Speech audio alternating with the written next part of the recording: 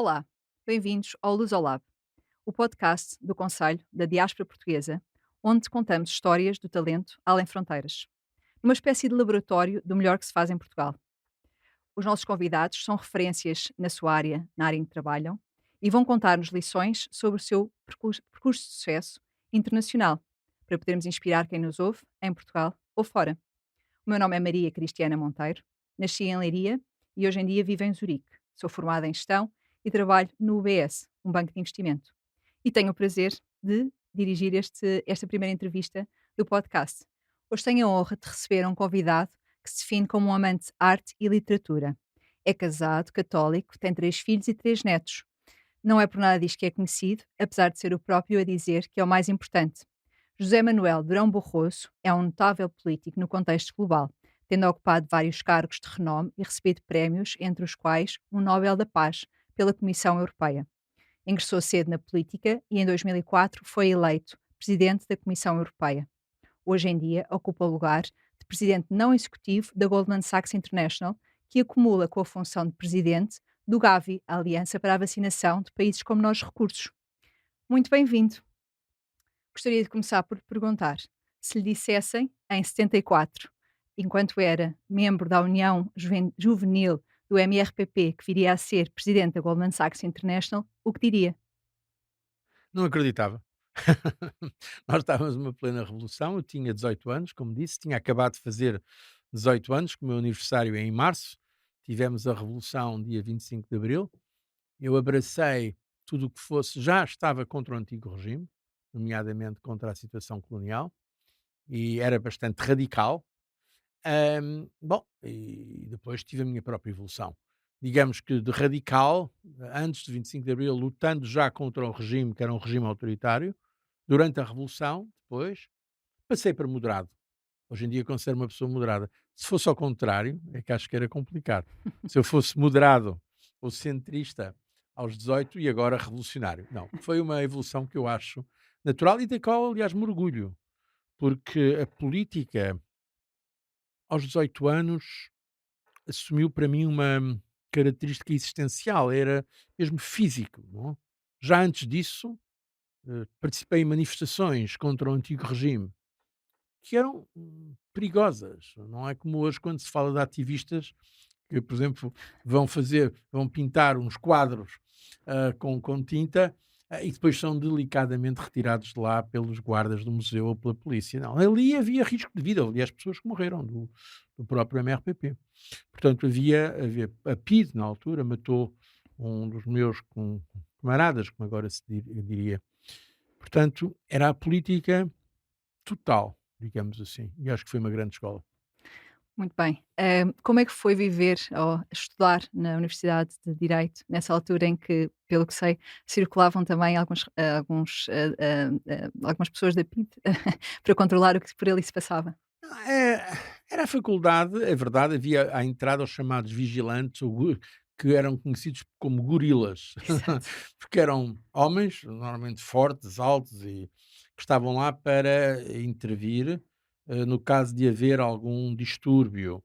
Mas a verdade é esta, entre nós havia uma grande liberdade entre os estudantes, nós podíamos dizer tudo o que quiséssemos, não? Havia reuniões, claro, não se podia, depois passar para uma ação pública fora da universidade. O regime era um regime autoritário, um regime sem liberdade, sem partidos, sem oposição política legítima ou aceite como legítima, mas na sociedade, entre nós, havia uma liberdade total e podíamos exprimir as opiniões que queríamos, não? Portanto, às vezes hoje, agora vou ser um bocadinho provocatório. Às vezes hoje há menos liberdade. As pessoas, por causa do politicamente correto, há coisas que não querem dizer publicamente. Não é? Na altura a gente dizia tudo, criticava o governo, criticava as instituições, criticava os professores. Ahm, Portanto, é uma sessão complexa. Aqueles que agora nos estão a ouvir e os mais novos, que com certeza não se lembram, porque não teriam ainda sequer nascidos, de Portugal antes do 25 de Abril, era uma sessão muito complexa. Não havia, por exemplo, não podíamos ler os livros que queríamos, os livros marxistas eram proibidos. tudo o que fosse, E os mais digamos, apetecidos. e mais apetecidos. Por isso é que eu também, é o fruto apetecido, por isso é que Claro. eu fui para, digamos, paragens mais de esquerda na altura, porque era o proibido. Fiz-me sócio de associações, por exemplo, a Sociedade Filarmónica União Artística Piadense, que era uma biblioteca onde eu sabia que havia livros proibidos. Está a ver?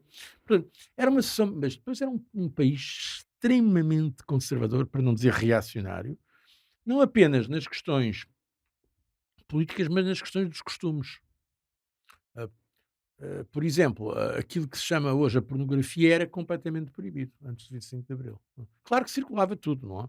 Mas era proibido. Uhum. É por isso que eu também não gosto quando hoje alguns neopuritanos querem voltar a instituir censura, com vários e diferentes argumentos. Não? Portanto, Hoje em eu dia sou nas a redes favor, sociais eu é uma sou a favor discussão. da liberdade. Claro que tem que haver alguns limites, por exemplo, nas redes sociais. Tem de haver alguns limites, por exemplo, não podemos aceitar a exortação ao terrorismo, não podemos aceitar a exploração sexual de crianças, não podemos, há muita coisa que são limites absolutos. Mas, em geral, deve-se permitir a expressão de qualquer opinião. E antes do 25 de Abril isso não havia, digamos, no espaço público, mas entre nós, na universidade, havia mais liberdade aquilo que se possa, à partida, julgar. Como é que se faz esta transição, no pós 25 de Abril, e do ponto de vista do seu percurso profissional? Como é que depois, alguns anos mais tarde, apesar de ter também ingressado bastante cedo na política, chega a este cargo, na Comissão Europeia? Bom, isso tem uma história. Eu formei-me em Lisboa, na Faculdade de Direito de Lisboa, formei-me em 1978. Ahm, Fiquei logo como assistente, tinha sido já era monitor nos 2 últimos anos da faculdade, no quarto e no quinto. Como assistente, estive a dar aulas 1 ano e concorri a bolsas por esse mundo fora. E fui aceito em todas as bolsas. E acabei por ir para a Suíça. Tinha até uma para os Estados Unidos, mas tinha morrido meu pai há pouco tempo e a minha mãe pediu-me para eu ficar mais perto dela. Na altura não era tão fácil viajar como é hoje, e por isso fui para a Suíça, onde estive 6 anos, onde fiz pós-graduações na ciência política e estudos europeus, relações internacionais, e depois fui com uma bolsa já do governo suíço, fui para lá com uma bolsa do governo suíço, e depois fui com uma bolsa dos suíços também para os Estados Unidos, para Georgetown, onde estava a concluir o meu doutoramento, quando recebi um convite para integrar o governo do professor Cavaco Silva, em 85. E vim para o governo com 29 anos. Fui um dos mais novos na altura e fiquei como secretário de Estado da Administração Interna. Depois vim para secretário de Estado dos Negócios Estrangeiros e Cooperação, que foi um dos cargos que gostei mais de exercer, e mais tarde fiquei ministro dos Negócios Estrangeiros. Portanto, eu tive ao todo no governo de Portugal 12 anos, contando primeiro-ministro, ministro e Estado de Estado. E depois fui para a oposição, quando acabou o governo de Cavaco Silva, o segundo governo, o terceiro na realidade, hum, eu concorri à líder do partido, esperando aliás não ganhar, porque era muito novo, mas achei que era uma forma de mostrar já quais eram as minhas ideias. Perdi por pouco, por muito pouco, e então resolvi. Fiquei 1 ano ainda no Parlamento, mas depois fui como professor visitante para Georgetown, nos Estados Unidos, onde estive 2 anos, portanto 4 semestres, com a minha mulher, os meus filhos foram comigo. Estive a ensinar lá, na School of Foreign Service e no Department of Government. Hum, e depois o meu partido, que as coisas correram mal, depois houve várias crises no partido e muitos amigos meus pediram para eu voltar para a liderança do partido, para me candidatar, candidatei-me e ganhei a liderança do partido. E foi em 99, exatamente. Depois fiquei líder da oposição. Entretanto, as eleições foram ganhas pelo engenheiro Guterres, mas sem maioria absoluta. Mas houve umas eleições autárquicas que o meu partido ganhou de forma esmagadora. Foi isso que Lisboa, Porto, Coimbra, Faro, Sintra, sei lá, quase tudo, o que era mais importante em termos de expressão de voto. E foi quando o engenheiro Guterres disse que não queria continuar a governar um pântano, não tinha condições para seguir, e então houve eleições e fiquei primeiro-ministro. Tive o meu partido, tive 41 e tal por cento. Hoje em dia é impensável um partido aqui ter esses votos, mas foi o que tivemos. Na altura fiz uma aliança com um partido mais pequeno, à direita, que era o CDS, e formei governo. Depois, os meus colegas pediram, houve uma crise na União Europeia, para quem é que podia ser o Presidente da Comissão Europeia, e pediram para eu ser Presidente da Comissão Europeia. Eu aceitei, e pronto, e foi. Depois estive lá 10 anos, fui eleito por voto secreto no Parlamento Europeu, 2 vezes, portanto foram 2 mandatos de 5 anos, e assim é, olha, foi-se fazendo. Cá está, voltando à sua primeira pergunta, imaginava isso? Não. As coisas não acontecem. O que é importante é a direção que se segue, penso eu. E eu fui fazendo estes diferentes caminhos e dando estes passos, sempre com muita alegria, em geral, com muita alegria. Houve alguns momentos difíceis, não digo que não, mas nem tudo está pré-determinado. Aliás, a maior parte das coisas não estão pré-determinadas, mas há uma direção que eu sabia que iria naturalmente percorrer. Pode contar-nos uma história, de um mentor ou alguém que durante este, trajeto, tanto nacional como internacional, foi importante para moldar, este percurso que acabou por ter e que classificamos de uma forma muito bem-sucedida? Bom, a pessoa que mais me influenciou foi de longe a minha mãe, mas isso, de longe, a minha mãe. A minha mãe era eu, por exemplo, eu queria ir para letras. Hum, eu gostava imenso de literatura e de poesia, até escrevia umas coisas, não vou dizer onde é que foram publicadas, porque hoje em dia teria vergonha se alguém as lesse. Mas enfim, aquelas coisas de miúdo, de poesias, de amor e tal, e contos. Eu queria ir para letras, ser escritor. Mas a minha mãe, que era professora de física, dizia: para letras, isso é para meninas, isso é para raparigas, não? Se quiseres ir para humanidades, vais para direito. Bom, e eu lá citei ir para direito. Portanto, esta foi uma decisão muito importante. Ora, direito, a faculdade de direito era e já é uma faculdade ultrapolitizada. Repare que os fundadores da democracia portuguesa eram todos da Faculdade de Direito de Lisboa, de Sá Carneiro, a Mário Soares, a Freitas do Amaral, a Álvaro Cunhal.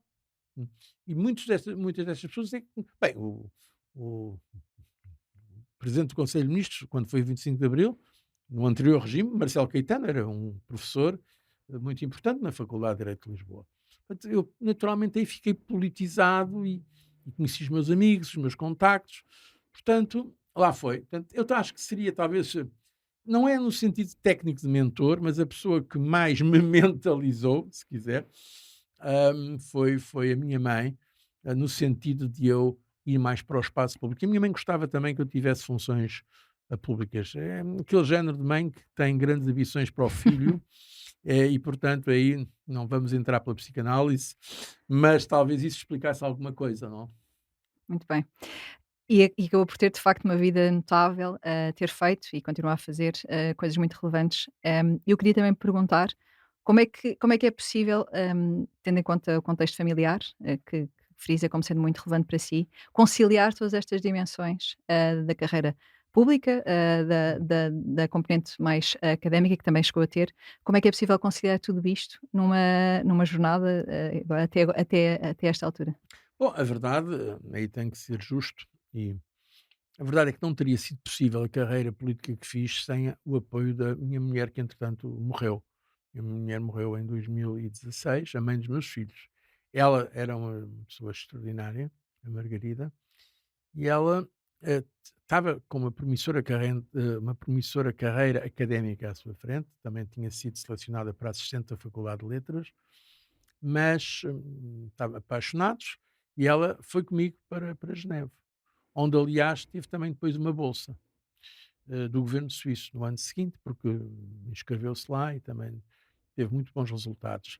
Só que depois, em vez de prosseguir a sua própria carreira, tivemos 3 filhos. O primeiro filho nasceu quando eu estava na Suíça, precisamente, o Luís, em 1983, e ela resolveu, como ela disse, em vez de tirar um doutoramento, tirou 3 doutoramentos: o Luís, o Guilherme e o Francisco. Foi uma opção. Porque sem ela teria sido difícil ou impossível eu, por exemplo, viajar como viajava. Como ministro dos negócios estrangeiros, eu estava muito, muito ausente. Bom, mas é assim, tenho que fazer algumas escolhas na vida, e neste caso foi essa escolha. Portanto, é por isso é que eu digo que a questão familiar é decisiva. E digo isto muito a sério, quer dizer, quando nós fazemos escolhas, eu costumo dizer, a escolha mais importante que se faz na vida é a da pessoa com quem se vive. Um parceiro, o casal, mulher ou marido, é a escolha mais importante, porque se a pessoa acerta, é uma benção. Se a pessoa falha, pode ser um inferno, não? Portanto, e no meio há muitas situações. Portanto, foi isso que permitiu eu dedicar-me hum, com mais intensidade à vida política. O Warren Buffett diz exatamente isso, que a escolha do parceiro, either she or he makes you or she or he breaks you, Olha, não que sabia, é muito mas eu interessante. não retive. Partilham dessa opinião. Muito bem, já que estamos neste podcast, que também esperamos que seja ouvido por pessoas que estão neste momento a tomar as decisões nas suas carreiras, e ainda numa fase jovem, o que é que conselhos é que daria, a estas pessoas que têm que tomar este tipo de decisões, pensar no seu percurso profissional, que o levam a sério e que também têm ambições, elevadas, que tipo de conselhos é que lhes daria? Eu não gosto muito de parecer paternalista, as pessoas, cada uma descobre o seu caminho. Dito isto, visto que me pergunta e só por causa disso, eu direi que, em primeiro lugar, é necessário gostar de viver, abraçar a vida. Eu acho que nós, pelo menos nesta terra, só temos uma vida e, portanto, eu costumo dizer, já que vamos estar muito tempo mortos, vamos viver o máximo, o pouco tempo que estamos vivos. Portanto, é um dos meus lemas. Ahm, Viver o máximo, o pouco tempo que estamos vivos. E estar atento, abraçar a vida, ter curiosidade, ah, bom, e depois investir em si próprio, não? Para trabalhar, sem trabalho, bem, pode alguém ganhar uma fortuna todo outro, mas o trabalho é essencial, mas abraçar a vida, a atitude, estar aberto, não, eu costumo dizer, não olhar para o chão, olhar para o ar, olhar para o lado, estar aberto às experiências que a vida proporciona. E depois seguir o seu próprio caminho, cada um tem. A política é um caso especial, porque a política é uma vocação, não é uma profissão. Como, por exemplo, sei lá, para os religiosos, para o sacerdócio é uma vocação, mesmo eu acho que a carreira militar é uma vocação, temos de estar preparados para sacrifícios muito grandes. A política pode ser muitíssimo dura. Depois há outra coisa que são as profissões, que são mais estáveis, também dão muito trabalho, mas em princípio não têm um nível de stress existencial que estas carreiras de vocação provocam em nós. E no Ah, caso da política, a vida pública inerente. é a vida pública, a exposição pública, portanto, é uma vocação. Eu respeito muito as pessoas que, honestamente, se dedicam à política, sobretudo agora, que é cada vez mais difícil, com a pressão social, é de facto muito, muito difícil. Dito isto, portanto, não estou a aconselhar ninguém a ir para a política, mas seja qual for a posição que se ocupe na política, nas empresas, no setor público, enfim, nas organizações, digamos, sociais, nas universidades, na educação, o que é importante é abraçar a vida e ver as imensas oportunidades que a vida nos dá e explorá-la com curiosidade e interesse e, penso eu, com capacidade de trabalho e integridade. Muito bem, eu gostava de aproveitar agora para recentrar a conversa, depois desta partilha sobre o seu percurso, na componente mais europeia, e sobre a sua experiência também na Comissão Europeia. Uma vez disse: "Não me interessa mandar, mas estar onde as decisões são tomadas".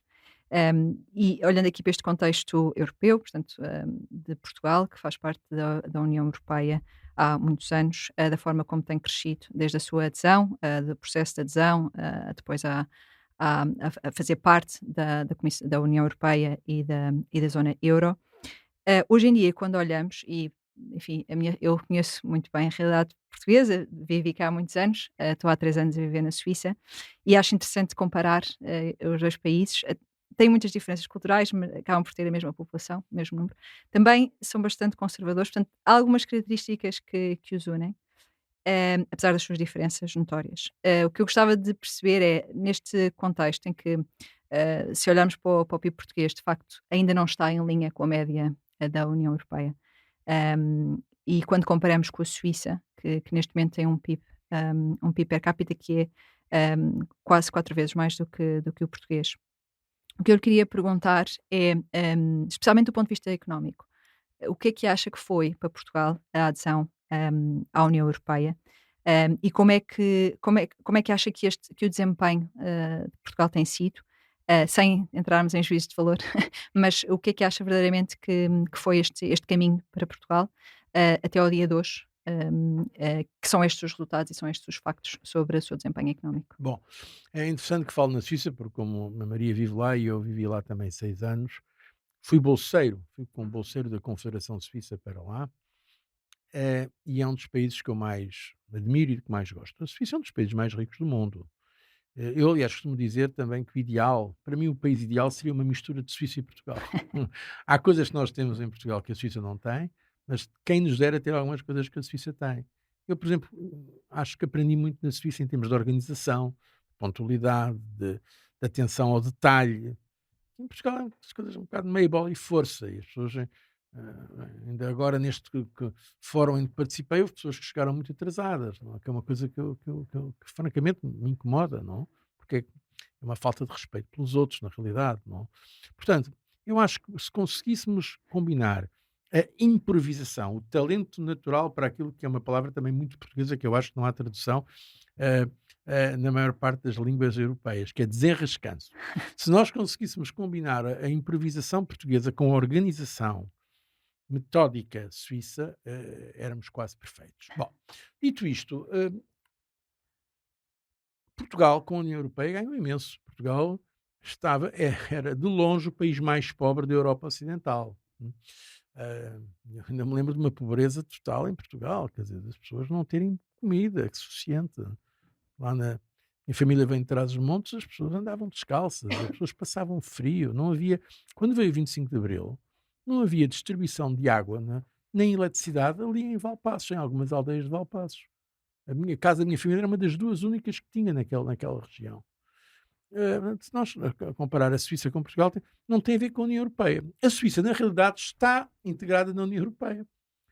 Se olhar o comércio suíço e o investimento suíço, a Suíça está tão ou mais integrada que Portugal. A Suíça tem fronteiras com as 3 maiores economias da União Europeia: a Alemanha, a França e a Itália. Aliás, a Suíça, fez o processo, ou seja, pediu a adesão à Pois, União Europeia, que depois, por referendo, não quis. foi não foi votado Por que não razões seria favorável. culturais próprias e que são respeitáveis, da a tradicional naturalidade suíça, razões que eu compreendo e aceito e respeito perfeitamente. Mas atenção, não é o fator, eh, não é por Portugal estar na União Europeia que não está ao nível da Suíça, porque praticamente nenhum país da União Europeia, talvez um ou 2 mais pequenos, tenham o nível de, PIB per capita da Suíça. O Luxemburgo parece que está acima um pouco, assim. São mais ou menos iguais.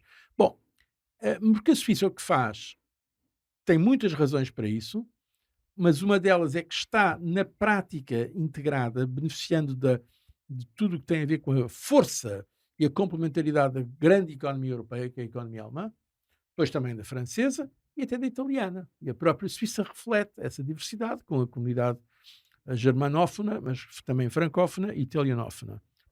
Bom, por caso português é um caso de convergência extraordinária logo a seguir à nossa adesão.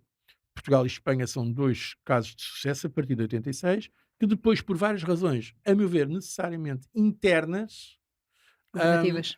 não conseguiu manter o, o ritmo. Mas a União Europeia é a maior máquina de convergência económica que há na história económica. Aliás, os números são extraordinários, se a gente vir também, não só com o que se passou com Espanha, mas também com Polónia e com alguns países da Europa Central e de Leste, com o que ganharam desde que integraram a União Europeia. Não, não é desde que integraram, desde que se soube que iriam integrar, porque isso já deu uma confiança de investimento nesses países. Repare, a Polónia e a Ucrânia estavam mais ou menos ao mesmo nível quando foi o colapso da União Soviética. A maior parte dos economistas na altura previu que a Ucrânia iria ser riquíssima, até porque tem riquezas naturais muito Claro. maiores que a Polónia. E hoje em dia vejam onde é que está a Ucrânia, mesmo antes da guerra, e onde está a Polónia. Não? Portanto, a União Europeia é uma ajuda. Agora, obviamente, muito depende das nossas próprias decisões, e algumas foram boas, outras não foram boas.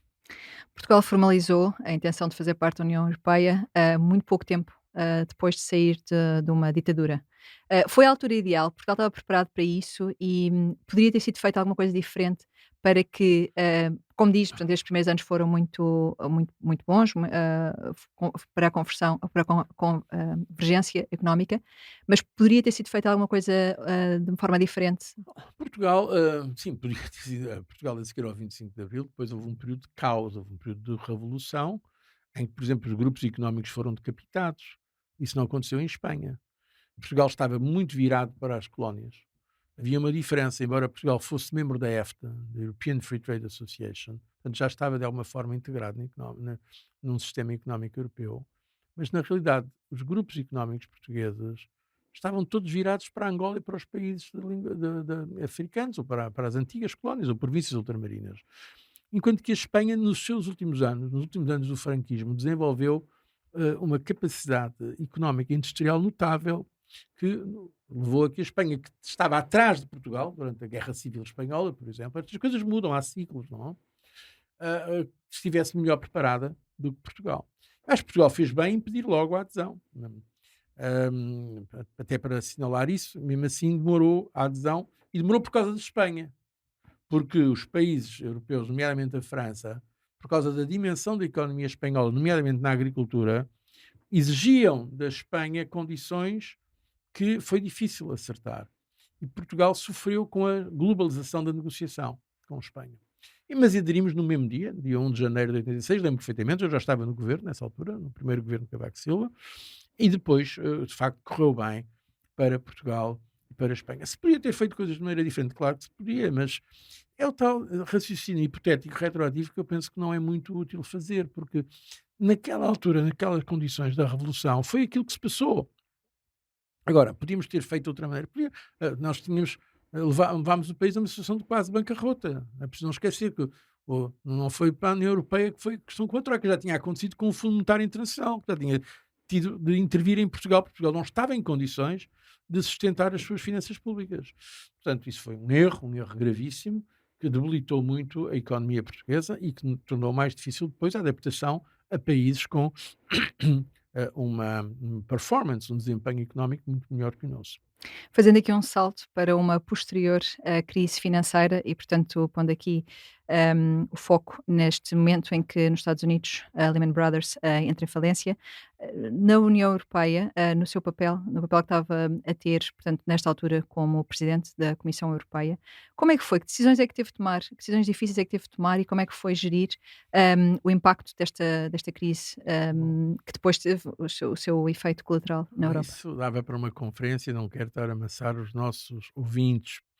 Eh, a crise financeira e da dívida soberana foi uma crise sem precedentes que atingiu a Europa de forma especial, porque, obviamente, começou nos Estados Unidos, com o caso Lehman Brothers e outros, mas que na Europa tomou uma dimensão diferente por causa dos níveis de competitividade e também da dívida, dos diferenciais de dívida dos países da zona euro. E nós não estávamos preparados. A verdade é que tivemos que construir a jangada no meio do naufrágio. É a expressão que eu utilizo.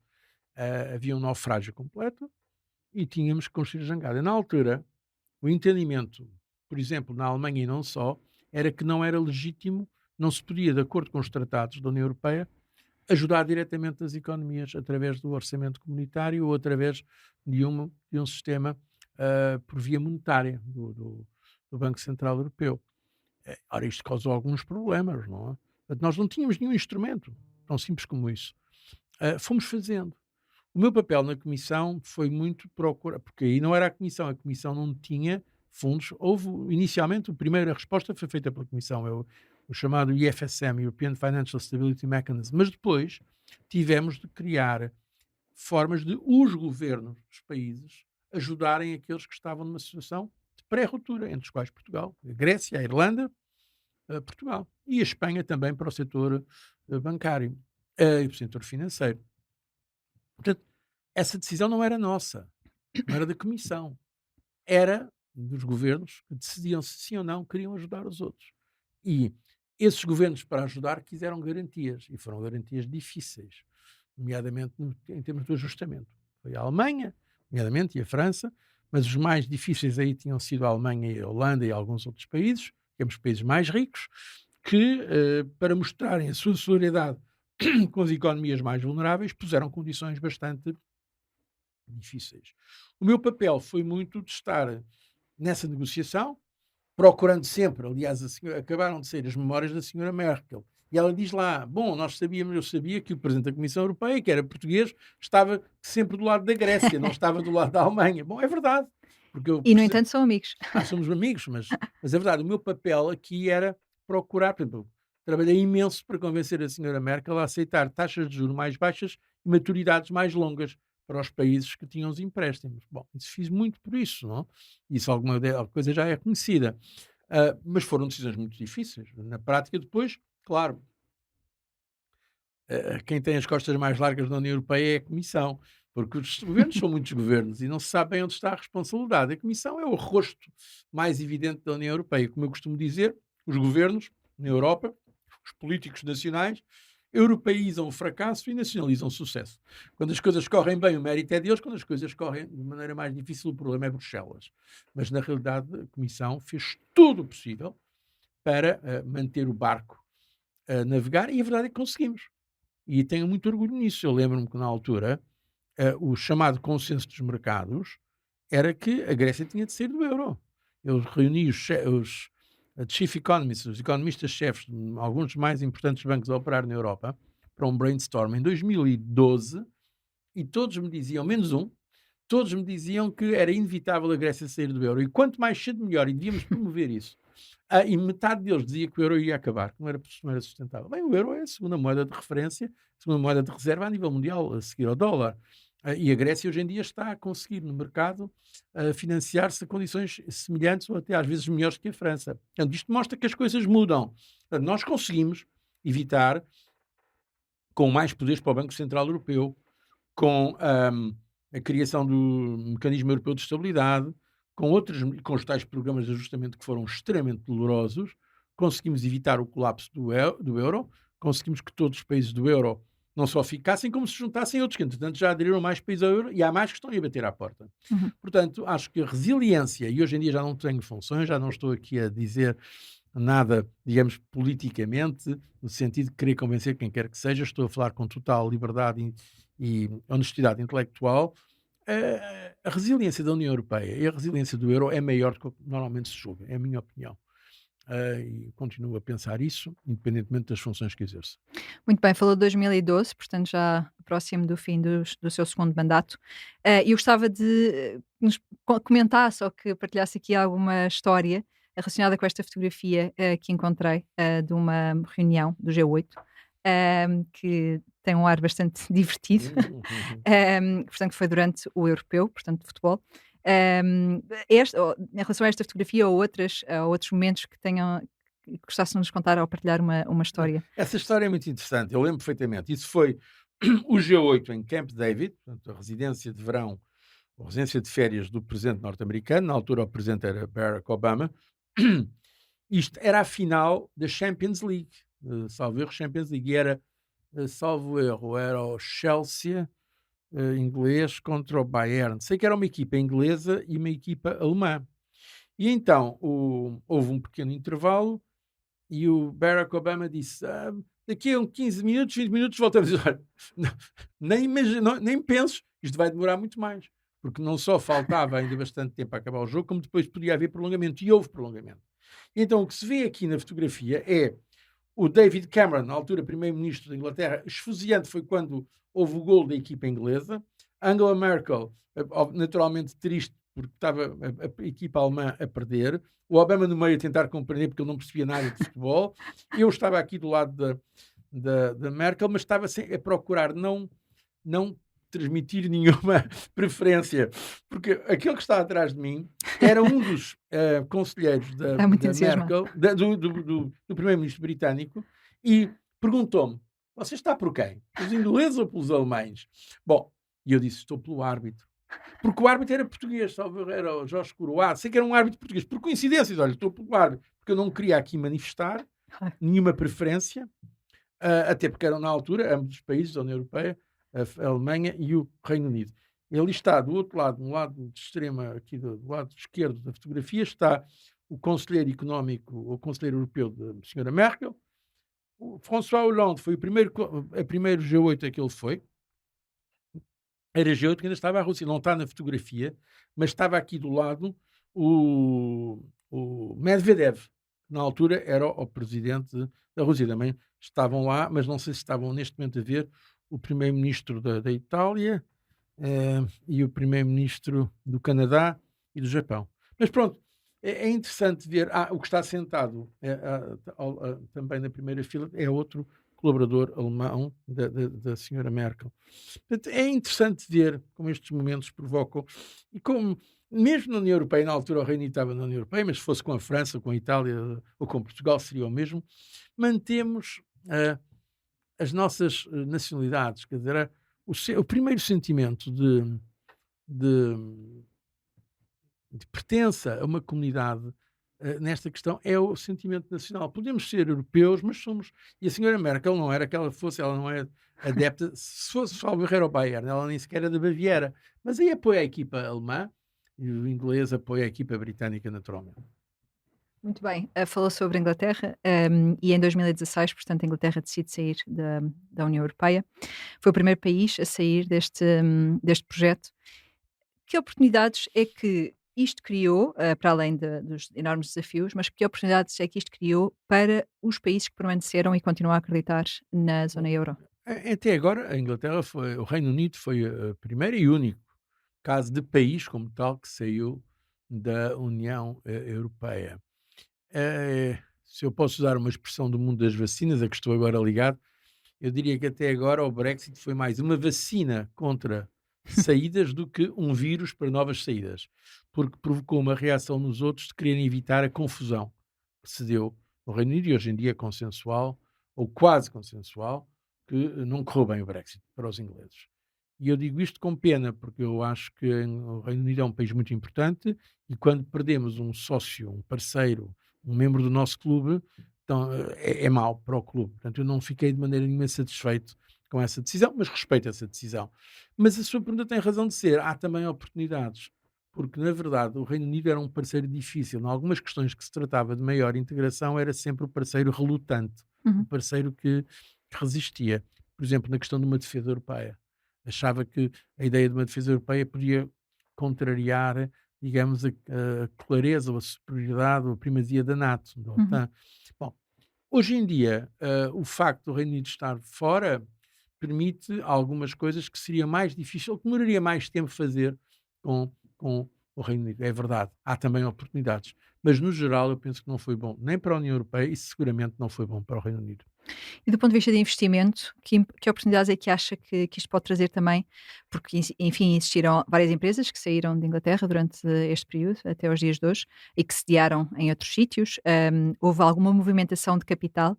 Para Portugal, acha que estas oportunidades foram aproveitadas ou o que é que se pode fazer Nem para por isso. educar? O que saiu mais da Inglaterra e do Reino Unido, eu isso conheço bem, segui muito bem, foi no setor financeiro, porque deixou de poder fazer certo tipo de operações financeiras no âmbito da União Europeia a partir de Londres. E foi mesmo ilegal algumas delas.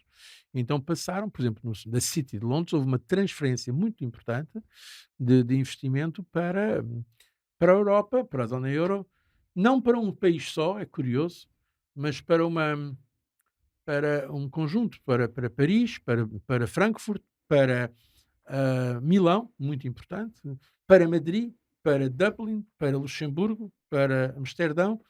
É curioso, não há uma alternativa clara a Londres. Londres continua a ser a principal praça financeira na Europa, Uhum. mas está muito diminuída em relação ao que estava antes, e há hoje em dia, digamos, o footprint, como agora se diz, na Europa, dos bancos internacionais, nomeadamente bancos norte-americanos, mas também japoneses e de todo o mundo, alargou a sua presença na Europa. E a Europa ainda não aproveitou plenamente isso, até porque continua sem ter uma união de mercado de capitais, que agora é uma das tarefas que tem a comissária portuguesa, Maria Luísa Albuquerque, embora ela tenha certeza que vai fazer o máximo e vai fazer o seu melhor, mas a decisão, ao fim e ao cabo, depende dos governos.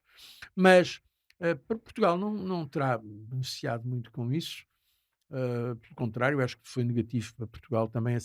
Muitos portugueses que estavam no Reino Unido e que tinham acesso a todo o sistema de segurança social e tudo, perderam essa posição. O que é que aconteceu?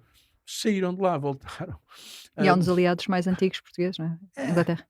e a Inglaterra, o que é que aconteceu? Teve menos imigração, como prometeram os defensores do Brexit, não, aumentou a imigração, mas a imigração vem do Extremo Oriente, vem de outros Claro. lados, que não me parece que seja bom, que seja uma vantagem em relação a romenos, a búlgaros e outros polacos que estavam lá e que estavam já muito melhor integrados do que esses novos imigrantes.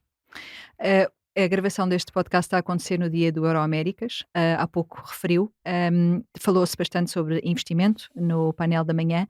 Queria lhe perguntar, ou seja, falou sobre, referiu várias capitais, onde, por exemplo, o Citi realocou as suas operações, mas não referiu a Lisboa. O que é que falta a Lisboa para ser uma capital interessante do ponto de vista Não, de investimento? Lisboa não tem, quer dizer, Portugal não tem muita dimensão. E muito esses grandes bancos internacionais, quando pensam em investimento, para centros de negócios, procuram à partida ter um mercado já com alguma massa crítica. E por isso eles tendem a ver, por exemplo, a Península Ibérica. E aí, naturalmente, vão para Madrid antes de ir para Lisboa.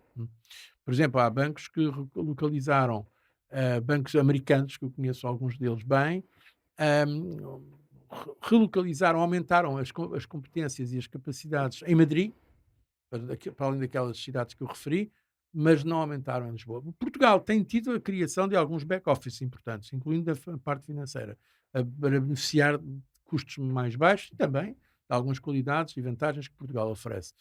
Por exemplo, a Polónia também. Para dar um exemplo concreto, a Goldman Sachs, o maior centro na Europa da Goldman Sachs não é Londres, hoje em dia já é cada vez mais a Varsóvia, não? Mas é um back-office, não é onde está o centro de decisão. Como o UBS. Ah, Diga? Como o UBS. Exatamente. Aliás, o maior centro de back-office está na Índia hoje em dia, não? Uhum. Ah, isto está a mudar tudo. Portugal tem condições boas para o investimento, mas na parte financeira acho que há uma competição de outros que têm mais massa crítica. Ah, Porque não é só, quando se fala de sistema financeiro, não se fala só do sistema financeiro, fala-se daquilo que se chamam em inglês os professional services, tudo tem a ver com consultadoria, com as empresas de auditoria, com advogados, com tudo isso. E uma das coisas que Portugal tem, infelizmente, má, é o sistema de justiça. Não é business friendly, demora muito tempo. Não é que não seja isento, e eu acho que no essencial é um sistema de justiça isento. Eu conheço muitos deles, professor, eu fui formado em Direito, e que eles estão hoje em dia no topo da, da justiça portuguesa. Eu conheço até pessoalmente, são pessoas sérias e competentes, mas o sistema é muito mau. Está feito de uma forma para dificultar a vida às pessoas e às empresas. Muito bem, gostava de passar agora para as conclusões desta entrevista e começava por lhe perguntar como é que é gerir o cargo que tem atualmente na Goldman Sachs International com a presidência do Gavi? Como é que se consegue fazer a gestão destas duas responsabilidades? É interessante. O Gavi, faço isso pro bono, não estou a receber nada por isso, mas é o que me tem ocupado mais tempo ultimamente, razão pela qual, aliás, reduzi muito a minha intervenção na Goldman Sachs, que aceitou que eu fosse para esta função, disse que era uma função muito prestigiante, mas, obviamente, reduziu-me substancialmente a compensação financeira por essas funções. E já não sou, neste momento, presidente da Goldman Sachs International, sou presidente dos conselheiros internacionais, todos aqueles que estão fora dos Estados Unidos. Ah, eh, eu faço isto com muita paixão pela Gavi, porque acho que é uma missão muito nobre ajudar a imunização de milhões de crianças que já ajudamos desde há 25 anos, quase. Vai fazer 25 anos a Gavi agora, este ano 2025. O primeiro chairman da Vaccine Fund que antecedeu a Gavi foi Nelson Mandela. Foi dos argumentos que me usaram para convencer a candidatar-me a esta posição. E acho que é uma coisa muito nobre. Portanto, eu compatibilizo o meu tempo. A verdade é que há coisas que são comuns, é estudar o que se passa no mundo, não é? O que eu faço essencialmente hoje em dia serve para as minhas aulas, que dou aqui na Universidade Católica, em Lisboa, e também no Instituto Universitário Europeu, em Florença. Serve também para o meu trabalho na Goldman Sachs, que não é um trabalho de banqueiro, eu não sou banqueiro, é um trabalho de análise estratégica, macroeconómica e macropolítica do que se está a passar no mundo, mas também serve para a Gavi, porque a Gavi é uma organização global, é uma parceria público-privada, interessa conhecer os líderes a nível mundial, e procurar mobilizar apoios para esta causa. Portanto, a mesma função, estudar e compreender o mundo, pode servir para várias funções depois profissionais, se quiser, ou neste caso não é em rigor profissional, mas é a que me tem ocupado mais tempo e vai continuar a ocupar até ao final do próximo ano, quando concluir o meu segundo mandato de presidente da Gavi. Olhando para trás, havia alguma coisa que tivesse mudado neste seu percurso tão cheio? Cá está, eu compreendo a pergunta, mas não acho. Costumo dizer de maneira um bocadinho fria, talvez, Prefere olhar para a frente. se a minha avó não tivesse morrido, ainda hoje estava viva, quer dizer, é verdade. Mas, Tudo teve uma and consequência, so what? claro. And so what? Quer dizer, haveria muita coisa que eu poderia ter feito diferente e melhor, mas na altura fiz as que achei melhor com a informação que tinha disponível. Isso fiz. Ahm, e o importante é nós mantermos a direção do que queremos. Eu costumo também, é outro dos meus lemas, ah, é manter o entusiasmo mesmo quando perdemos as ilusões. Mantive esse entusiasmo pela vida e pelas oportunidades. Mas, claro, se me pergunta decisões concretas que eu tomei que hoje em dia gostaria, se voltasse, faria de outra forma, com certeza que sim. Mas não acho muito útil estar, porque é injusto de certa forma, porque na altura não as tomei porque não tive essa informação que hoje em dia, retroativamente, já posso ter. É uma posição confortável, não é? Para pensar sobre isso. Disse também que não se concebia sem ser português, orgulhosamente português, como já teve a oportunidade também de partilhar. O que é que são estes ingredientes que diferenciam os portugueses e que mais se orgulha? Se pudesse pensar sobre Eu isso. não sei, eu acho que isso é uma coisa que não se explica, não se justifica. Eu, como disse, verdadeiramente não me imagino sem ser português. Mas, obviamente, poderia ter nascido noutro país e ser de outro país e ter até outra cidadania, mas não, porque nasci aqui, porque é a minha terra, porque são os meus pais, os meus avós, ah, todos, aliás, a norte do Rio Douro, de Trás-os-Montes, ahm, e Alto Douro, embora eu já tenha nascido em Lisboa. A língua portuguesa, é que eu acho que a língua é que em larga medida nos define, é um lugar comum citar Fernando Pessoa, mas é verdade, a minha pátria é a língua portuguesa nesse aspecto. Eu acho que a língua é mais que um fenómeno, digamos, linguístico em sentido técnico, é uma forma de ver o mundo, é uma janela para o mundo, da literatura, a maneira de elaborarmos os nossos conceitos. Depois, é muito bom saber outras línguas, foi das coisas que mais me ajudou, aliás, já agora, as coisas que mais me ajudou foi falar várias línguas e entender pelo menos 5 línguas europeias. Isso ajudou-me muito, até porque na Europa, como disse um grande intelectual italiano, Umberto Eco, a Europa, digamos, a língua da Europa é a tradução. Estamos sempre a traduzir, mas estamos não só a traduzir linguisticamente, a traduzir maneiras de ver o mundo diferentes. Isso a mim ajudou-me muito. Mas no caso português, é assim que me concebo. Não tenho nada contra os outros países, pelo contrário, aliás, gosto imenso da França, da Espanha, da Inglaterra, da Itália, países a que estou muito, muito ligado, que visito frequentemente. Em alguns deles até tenho vivido, mas o meu país, a minha casa é Portugal. Muito bem. Gostava de terminar por perguntar, faremos esta pergunta também aos outros entrevistados, qual é que é o seu papel nesta fórmula de sucesso que Portugal e os portugueses estão a escrevem além fronteiras? Olha, uma das coisas precisamente que me orgulho é a forma como a diáspora portuguesa me recebeu e continua a receber sempre. Talvez porque muitos deles, alguns dos nossos compatriotas, não tenham posições, não são as mais relevantes dos respectivos países, ficaram muito orgulhosos quando viram um português presidente da Comissão Europeia. Eu fui muito mais bem recebido e muito melhor compreendido pelos chamados imigrantes. Eu vou a Paris ou vou à Suíça, por exemplo, lá onde há tantos portugueses, e é extraordinário o carinho que manifestam, porque para eles era um português numa posição muito importante. Aqui em É Portugal motivo de orgulho, não é? é um certo orgulho. Portanto, fui, de facto, tive uma função de relevo a nível mundial que também abriu o caminho para outros e que mostra que não há nada, eu costumo dizer, não temos de ter complexo de superioridade, mas também não temos de ter nenhum complexo de inferioridade. A ideia que somos melhores ou que somos melhores do mundo, eu não compro essa ideia. Mas não temos é de ter qualquer complexo de inferioridade. E hoje em dia eu vejo em Portugal, isso é muito bom, que a nossa juventude já pensa assim. Porque vou citar um inglês, que era um citado de Estado inglês, que me dizia uma vez, e disse publicamente, com piada, eu já tenho saudades, era quando Portugal e a Espanha ficavam sempre nos últimos lugares da Eurovisão. Portugal ficava sempre nos últimos lugares da Eurovisão. Agora até já ganhámos a Eurovisão, já ganhámos o Euro em futebol. Quer dizer, isso parecendo que não teve importância. Porque na minha geração, quando éramos mais jovens, havia a ideia que Portugal, por definição, tinha que estar nos últimos lugares. Hoje em dia, o facto de termos portugueses em posições de grande relevo internacional, na política, na economia, nas finanças, na universidade, na ciência, nas artes, tudo isso é importante para o país se motivar, perder um certo complexo de inferioridade que tinha e que de certa forma ainda tem, e acho que nesse aspecto já é um contributo.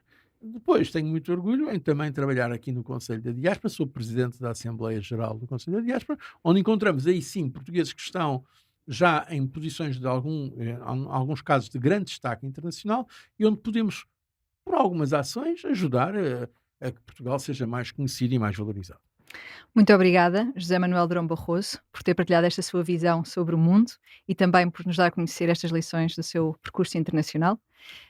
A todos os que nos ouvem, obrigada por partilharem este podcast, o Lusolab, e sigam-nos para descobrirem mais sobre este podcast da Diáspora, do Conselho da Diáspora Portuguesa. Obrigado. Obrigada. Obrigado.